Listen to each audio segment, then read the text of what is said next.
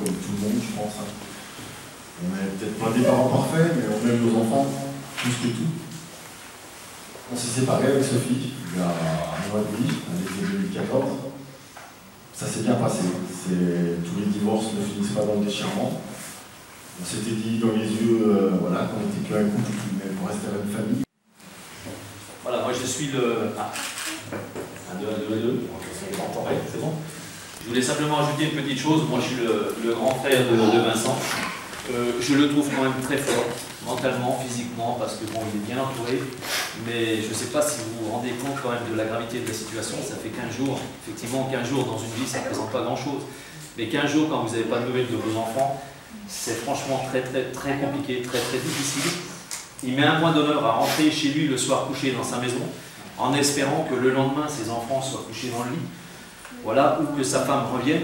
Et pour vous prouver que franchement la famille Ziuto, on n'est pas du tout dans la rancœur ni dans les règlements de compte avec la famille de Sophie. Je veux dire, on est descendu dans le Midi, vous l'avez vu dans la presse. Et il y avait mon autre frère Fabien, on était tous les trois. Il y avait aussi le frère de Sophie qui était avec nous. Et on a cherché ensemble, on a placardé des avis de recherche partout, on s'est renseigné partout, on a informé. On a travaillé ensemble en toute honnêteté, en toute simplicité. Voilà, donc c'est pour ça qu'on voulait vous remercier vous tous, parce que vous êtes aussi notre relais.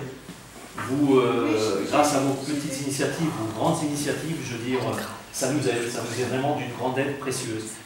Une petite chose aussi, c'est si jamais vous les croisez, on ne sait pas, on peut les croiser à Monceau, ils peuvent être à côté de chez nous. On a tous un portable, une petite photo.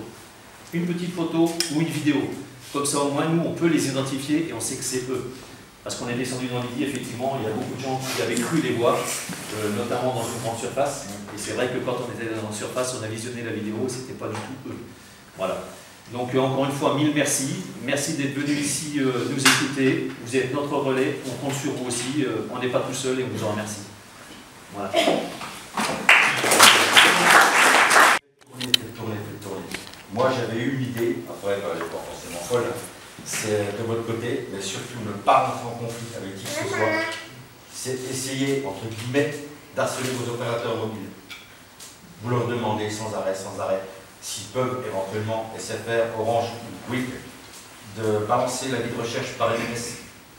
À notre époque, qui n'a pas de téléphone, imaginez si toutefois on avait la chance qu'ils puissent le faire. Le petit gars qui habite dans un village perdu, il a l'avis de recherche sous les yeux. Ce serait monstrueux. Donc vous de votre côté, mais il ne faut pas rentrer en conflit.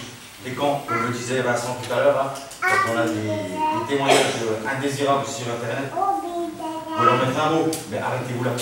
Vous perdez votre temps. Ces gens-là ne sont pas intéressants. Voilà. Oui. Donc il ne faut pas s'arrêter là-dessus. Dès l'instant où on utilise ces outils, on sait.